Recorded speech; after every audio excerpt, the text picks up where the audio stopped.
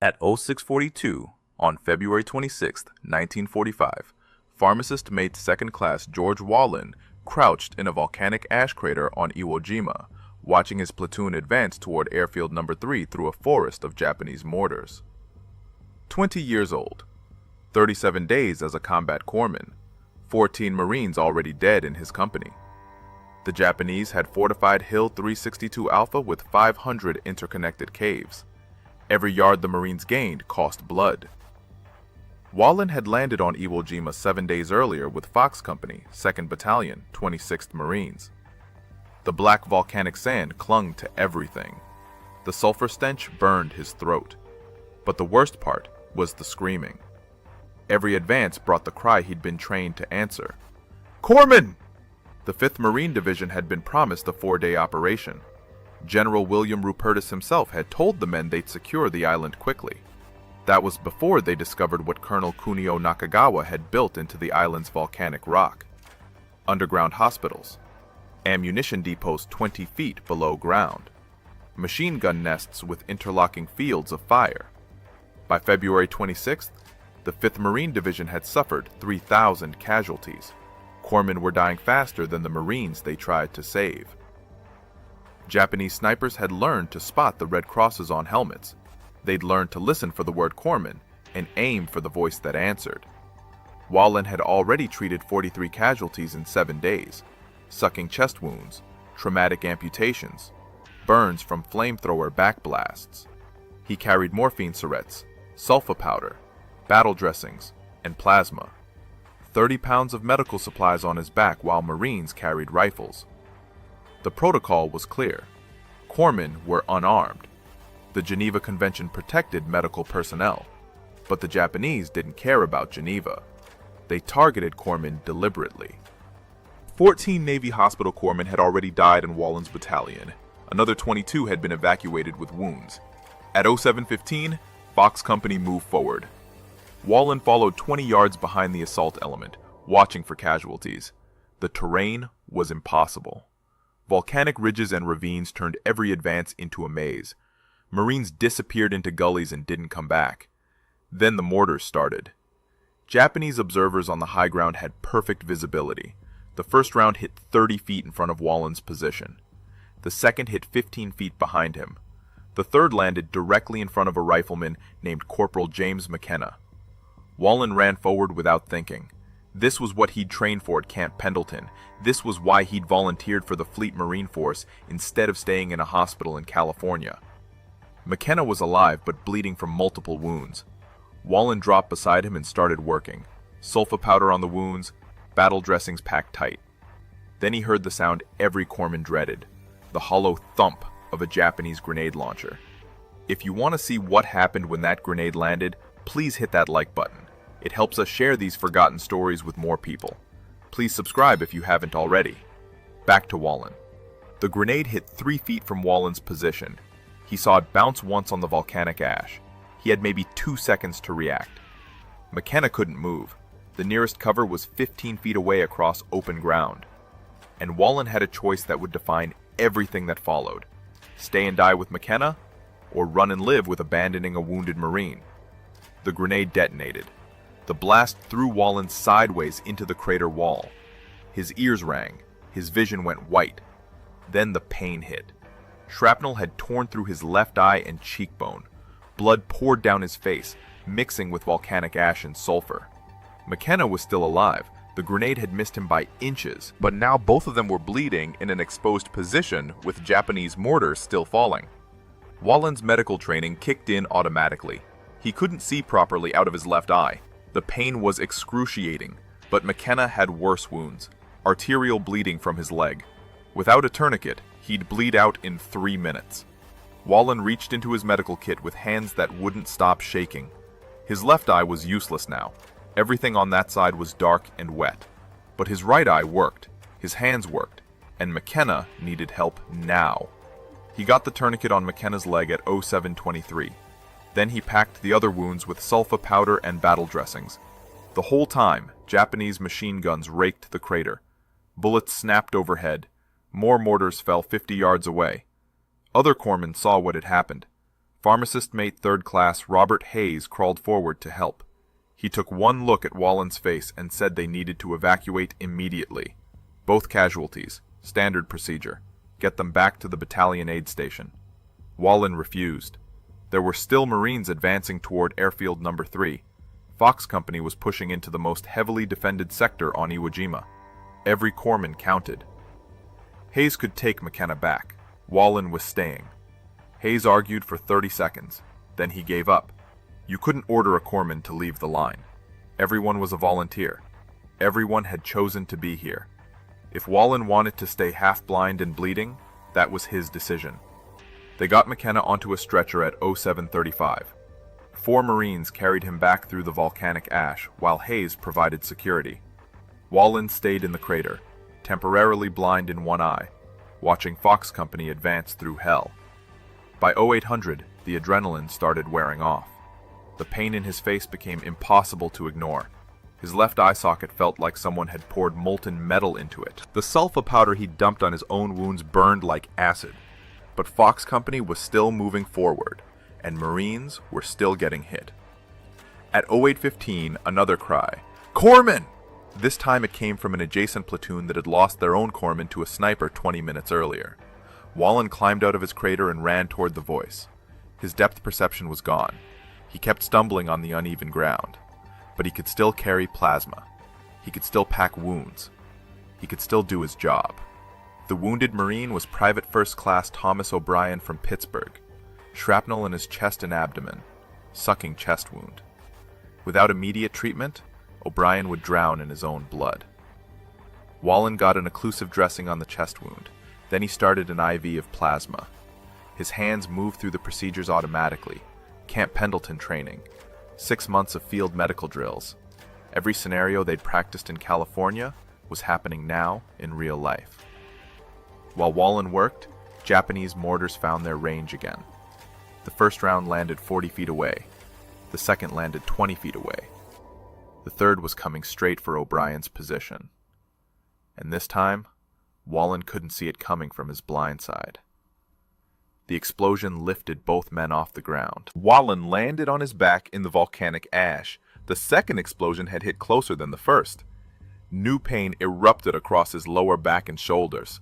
Hot metal had punched through his dungarees and into muscle tissue. O'Brien was unconscious but breathing. The plasma line had torn loose. Blood soaked through the chest dressing. Wallen needed to restart the IV immediately. He tried to sit up. His back screamed in protest. Something was wrong with his spine. Not severed. He could still feel his legs, but movement sent lightning bolts of agony through his torso. Other Marines had seen the explosion. 2 riflemen crawled forward to help. They wanted to carry both casualties back to the battalion aid station. Wallen and O'Brien together. Get them both evacuated before the next mortar barrage. Wallen refused again. O'Brien needed evacuation immediately, but Wallen could still work. His legs functioned, his right eye functioned, his hands functioned. That was enough. The Marines looked at him like he'd lost his mind. Blood covered his face from the eye wound. Now blood soaked his back from the shrapnel. He could barely sit upright, but he was arguing that he should stay on the line. They took O'Brien back at 0840. Wallen stayed in the crater, adding back wounds to his growing collection of injuries. He dumped sulfa powder over his shoulders as best he could reach. Then he wrapped battle dressings around his torso and kept moving. By 0900, Fox Company had advanced 200 yards. They'd reached the base of Hill 362 Alpha. Every cave entrance vomited machine gun fire. Every ravine hid Japanese soldiers with grenades. The casualty rate was climbing fast. Wallen treated 6 more Marines between 0900 and 0930. Mostly shrapnel wounds. 1 traumatic amputation from a mine. Another sucking chest wound. He was running low on plasma.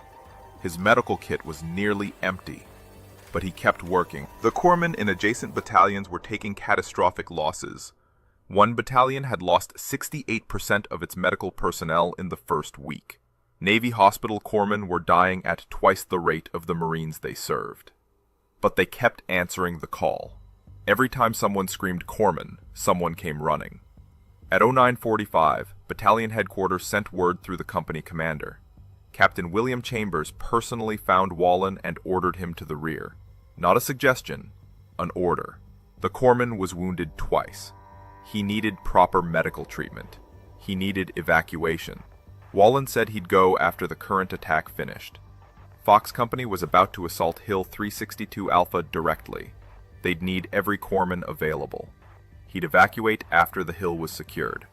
Chambers knew he couldn't force the issue. Corpsmen weren't regular Marines. They answered to the Navy medical chain of command, and they'd all volunteered for this duty. If Wallen wanted to die on this island, that was his choice to make.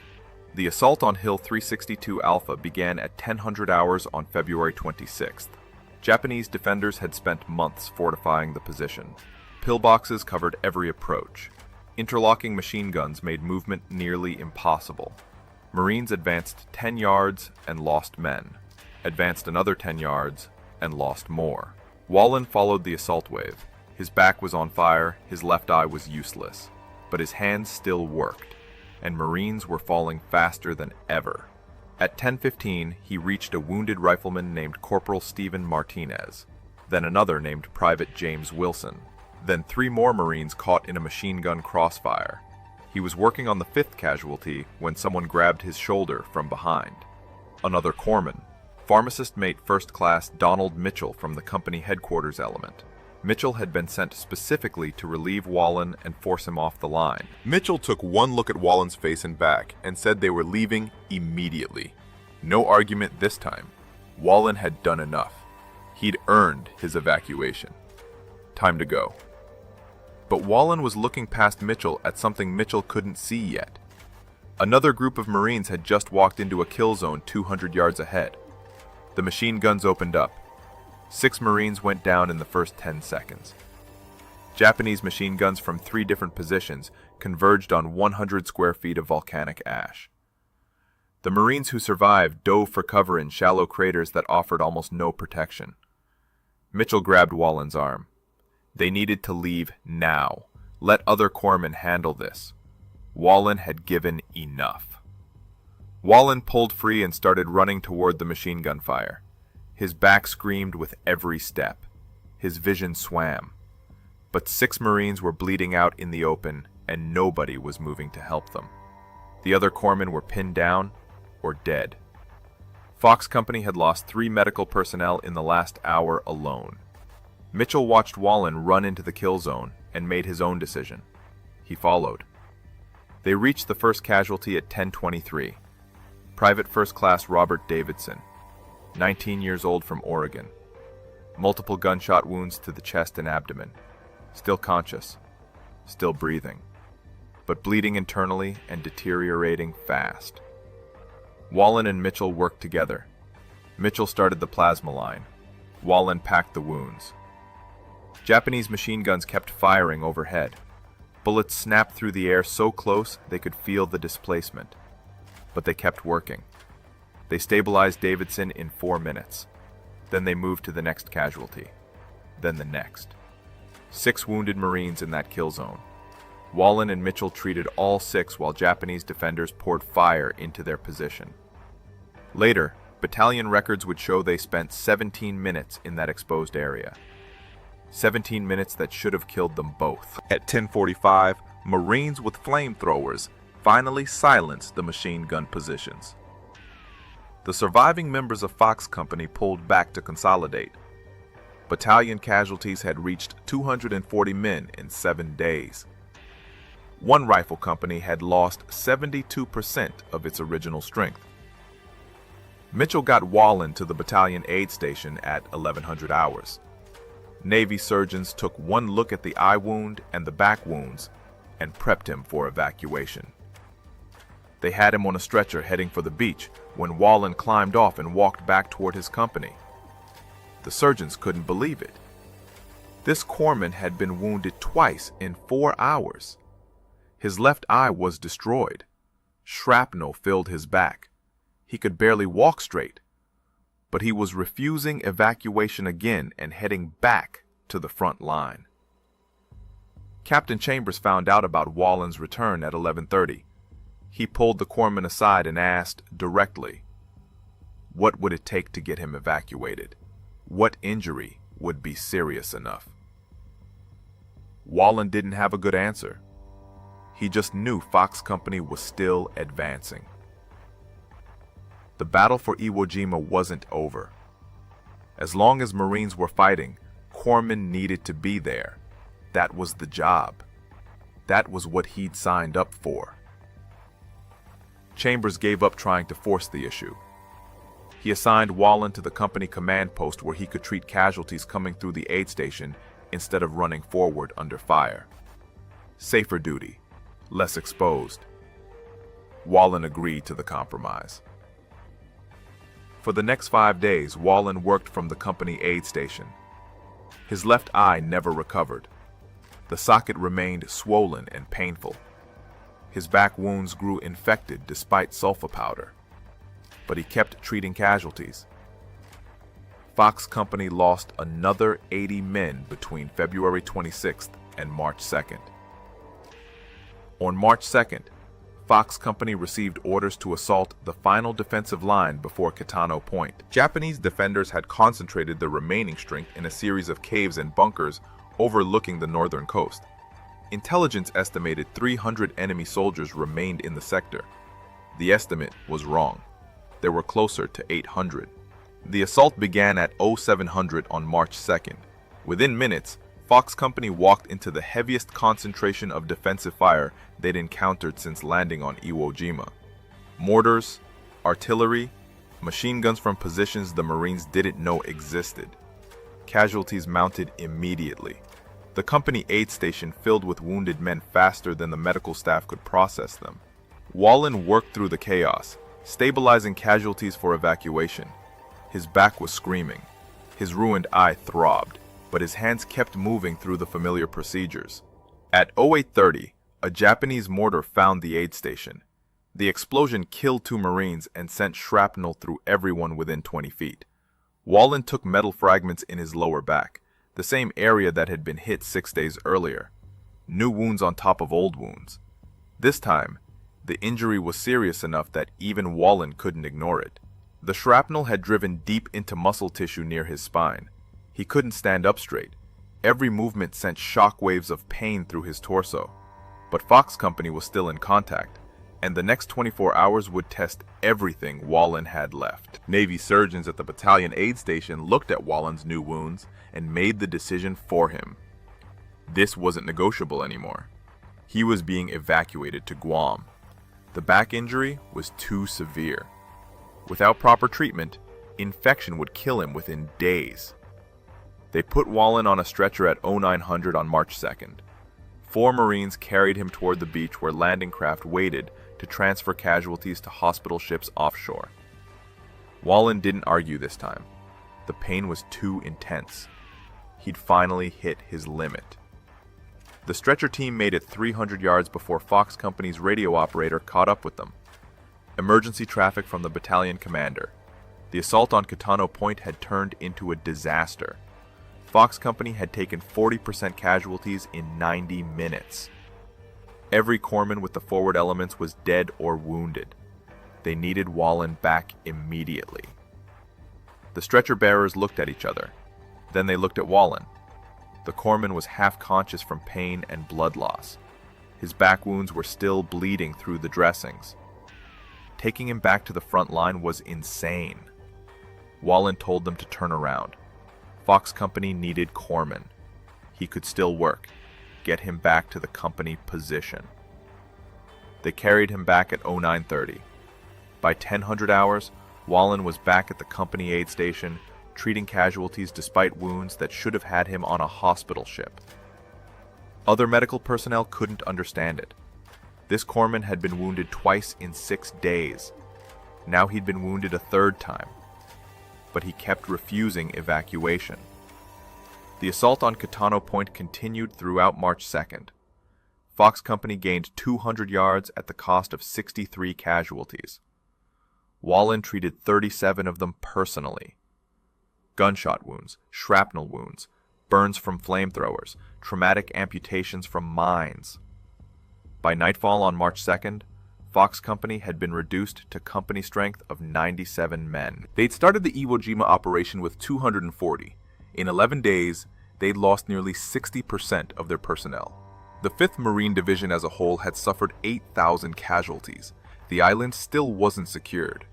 Wallen spent the night of March 2nd in agony. His back wounds had become infected. Pus leaked through the dressings. His ruined left eye socket throbbed with every heartbeat. He was running a fever. But morning would bring another assault, and Fox Company still needed corpsmen. March 3rd began at 0630 with a Japanese artillery barrage. Enemy observers had spotted Fox Company's position during the night. High explosive shells walked through the Marine lines, killing and wounding men before they could even begin the day's advance. The assault toward Kitano Point resumed at 0700. Fox Company pushed forward across 600 yards of open terrain. No cover, no concealment. Japanese defenders had perfect fields of fire from elevated positions. Every yard the Marines advanced cost blood. Wallen followed the assault element. He could barely walk upright. The back pain was excruciating. But Marines were falling, and someone had to treat them. At 0720, he reached a wounded rifleman, then another, then 3 more caught in a machine gun crossfire. An adjacent platoon took heavy casualties at 0745. Their corpsman had been killed 2 days earlier. They'd been operating without dedicated medical support since then. When Marines started falling, they screamed for any corpsman who could hear them. Wallen heard. He moved toward their position across open ground swept by continuous fire. Japanese machine guns, mortars, rifle fire from a dozen hidden positions. The volcanic ash erupted in fountains as bullets impacted all around him. He reached the adjacent platoon at 0800. 14 Marines were wounded, some critically. Most had been lying in the open for 20 minutes or more without treatment. Internal bleeding, arterial bleeding, sucking chest wounds. Without immediate help, half of them would die. Wallen started working. First casualty. Second casualty. Third. He moved through the wounded men systematically, triaging and treating. Plasma here, battle dressings there, morphine for the ones in shock. His medical training took over completely. The pain in his back faded into background noise. Japanese defenders realized a corpsman was working in the open. Machine guns shifted fire, mortars adjusted. Rifle fire concentrated on the one man trying to save 14 Marines. Bullets kicked up ash all around Wallen's position. He kept working. At 0823, a Japanese sniper fired from an elevated position 300 yards away. The bullet hit Wallen in his right leg just below the knee. The impact spun him around and dropped him face first into the volcanic ash. His right leg wouldn't support weight anymore. The femoral artery was intact, but muscle and bone were damaged.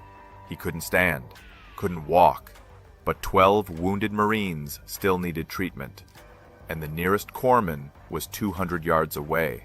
Wallen started crawling. The volcanic ash was hot enough to burn exposed skin. Wallen dragged himself forward using his elbows and one good leg.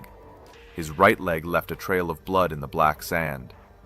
Every movement sent fresh waves of agony through his back wounds. But there was a wounded Marine 50 yards ahead who would die without plasma. Private First Class Kenneth Morrison, 21 years old, from Kansas. Shrapnel in his abdomen and chest. Morrison had been lying in the open for 30 minutes. Blood loss and shock were shutting down his organs. Without intervention in the next 10 minutes, he'd be dead. Wallen crawled. 10 yards. 20 yards. Japanese snipers saw the movement and adjusted their aim. Bullets snapped overhead. One round hit the ash 2 feet from Wallen's head. Another tore through his pack, destroying his last bottles of plasma. But he kept moving. At 30 yards, Wallen's right leg went completely numb. Nerve damage from the bullet wound. He couldn't feel anything below his knee anymore. Just dead weight dragging behind him as he pulled himself forward with his arms. At 40 yards, a Japanese machine gun opened fire. The gunner walked his rounds toward Wallen's position. Geysers of ash erupted in a line, getting closer, closer. Then Marines with a Browning automatic rifle suppressed the position long enough for Wallen to cover the last 10 yards. He reached Morrison at 08:35. The Marine was barely conscious, pulse weak and thready, respirations shallow. Classic signs of hypovolemic shock. Morrison needed whole blood, needed a surgeon, needed to be in a hospital, not bleeding out in volcanic ash. Wallen had sulfa powder, battle dressings, morphine. He had training and 21 days of experience treating casualties on Iwo Jima. He packed Morrison's wounds and administered morphine. Then he pulled the Marine's body close to his own, using himself as a shield against incoming fire. Other corpsmen saw what was happening. Pharmacist Mate First Class James Chen had been treating casualties 200 yards away. He grabbed his medical kit and started running toward Wallen's position. Japanese fire intensified immediately. Chen made it 30 yards before machine gun rounds forced him into cover. Marines tried to provide suppressive fire, but Japanese positions were too well fortified. Concrete pillboxes, steel doors that opened to fire and closed for protection, interlocking fields of fire that covered every approach. The defensive system Colonel Nakagawa had built into Iwo Jima was nearly perfect. At 08:45, Fox Company's commander called for artillery support. 15 minutes later, 105mm howitzers from the 5th Marine Division Artillery began pounding the Japanese defensive line. High explosive shells walked through the enemy positions. Smoke and debris filled the air. Under cover of the barrage, 4 Marines reached Wallen's position with a stretcher. They loaded Morrison first. Then they tried to load Wallen. The corpsman refused. There were still wounded Marines in the kill zone, 11 men he'd treated earlier. They needed evacuation. Someone had to coordinate their movement to the rear. The Marines argued for 10 seconds. Then they gave up. You couldn't reason with Wallen. They'd been trying for a week. The man had been shot 3 times and he was still refusing evacuation. Logic didn't apply anymore. They took Morrison back at 0900. Wallen stayed in the ash, coordinating stretcher teams. His right leg was useless. His back was on fire. His left eye socket throbbed. But 11 Marines needed help, and he was the only corpsman in position to provide it. Between 0900 and 0930, stretcher teams evacuated 8 of the 11 wounded Marines. The other 3 were dead. Wallen had tried to save them, but they'd lost too much blood before he could reach them. Arterial bleeding, catastrophic trauma. Some wounds were beyond even the best medical treatment. At 0940, another corpsman finally reached Wallen's position. Pharmacist Mate Second Class Robert Hayes, the same corpsman who'd tried to evacuate Wallen after the first grenade blast on February 26th.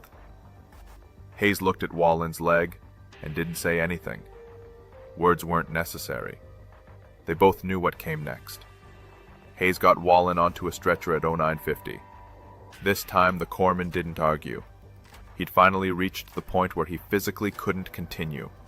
3 gunshot wounds, multiple shrapnel wounds. His right leg wouldn't support weight. His left eye was destroyed. His back wounds were severely infected. 4 Marines carried the stretcher toward the battalion aid station. Wallen lost consciousness halfway there. Blood loss and shock finally overwhelmed his system. By the time they reached medical personnel at 10:15, his pulse was barely palpable, blood pressure critically low. The doctors weren't sure he'd survive the next hour. But George Wallen had one advantage the doctors didn't know about yet. He'd spent the last week watching Marines fight through impossible situations. He'd seen men with catastrophic wounds refuse to quit. He'd learned that survival wasn't always about the severity of your injuries. Sometimes, it was about deciding you weren't done yet. The doctors started emergency treatment at 10:20 on March 3, 1945, and they had no idea what was about to happen next. Navy surgeons at the battalion aid station stabilized Wallen enough for evacuation. By 1100 hours on March 3rd, he was on a landing craft heading to a hospital ship offshore. The USS Samaritan took him directly to surgery. 3 hours of operations. Doctors removed shrapnel from his leg and back. They couldn't save his left eye. The grenade blast on February 26th had destroyed too much tissue. The numbers told the story. Between February 19th and March 3rd, Fox Company sustained 183 casualties. Wallen personally treated 67 Marines under fire. 14 of those were the men he'd saved on March 3rd after being shot in the leg. All 14 survived. Battalion medical officers calculated that without Wallen's intervention, at least 9 would have died from blood loss before stretcher teams could reach them. The broader statistics were equally stark. Of 1,500 Navy corpsmen who landed on Iwo Jima, 332 were killed. Another 659 were wounded.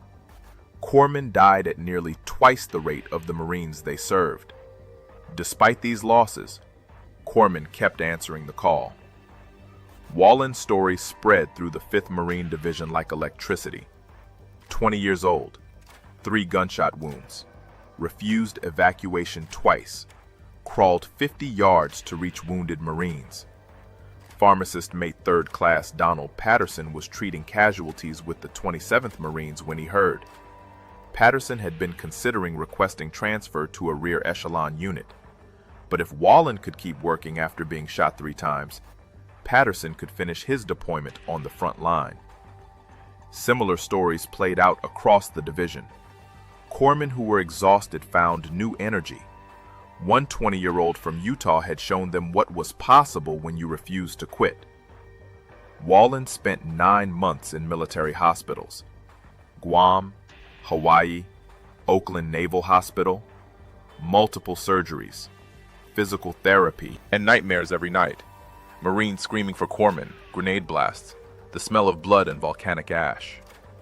Then something unexpected arrived that changed everything. On October 5, 1945, George Wallen stood on the south lawn of the White House. President Harry Truman prepared to present the Medal of Honor. 14 servicemen received the medal that day, all for Iwo Jima. Truman read Wallen's citation aloud. Wounded 3 times, refused evacuation twice, crawled 50 yards with a useless leg to save 14 Marines under continuous fire. Wallen answered reporters' questions politely but briefly. He didn't feel like a hero. The real heroes were the Marines who died on Iwo Jima, the corpsmen who didn't make it home. The nightmares gradually faded. Meeting his future wife Melba helped. They married in 1946. The nightmare stopped completely after the wedding. In 1948, Wallen re-enlisted in the United States Army as a medical technician. He served in Korea, then Vietnam in 1967 as a medical officer. Wounded again, his 4th Purple Heart. He retired in 1968 after 20 years across 3 wars. Worked for the Veterans Administration for another decade. In 2004, President Bush signed legislation renaming the Salt Lake City VA Medical Center after him. Federal buildings couldn't normally bear names of living persons. Congress made an exception. Wallen passed away June 5, 2009, age 84, Utah's last living Medal of Honor recipient. Over 2,000 people attended his memorial service. 4 Navy corpsmen received the Medal of Honor for Iwo Jima. 2 died in combat, 2 survived. Between them, they showed an entire generation what was possible when you refused to accept that casualties were lost. 14 Marines survived March 3rd because a 20-year-old crawled 50 yards with a bullet in his leg. And thousands of corpsmen over the following 80 years learned what devotion to duty looked like. If this story moved you the way it moved us, do me a favor, hit that like button. Every single like tells YouTube to show this story to more people. Hit subscribe and turn on notifications. We're rescuing forgotten stories from dusty archives every single day. Stories about corpsmen who saved lives with plasma and courage. Real people, real heroism. Drop a comment right now and tell us where you're watching from. Are you watching from the United States? United Kingdom? Canada? Australia? Our community stretches across the entire world. You're not just a viewer. You're part of keeping these memories alive. Tell us your location. Tell us if someone in your family served. Just let us know you're here. Thank you for watching, and thank you for making sure George Wallen doesn't disappear into silence. These men deserve to be remembered, and you're helping make that happen.